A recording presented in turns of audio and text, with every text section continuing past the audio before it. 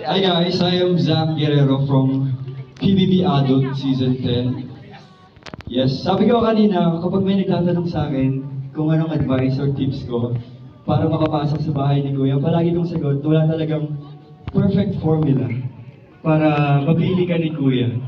Kasi may kakaibang mata si Kuya para mapili kung sino talaga yung type niya. Kaya ang mahalaga mong gawin is be yourself and be your best self.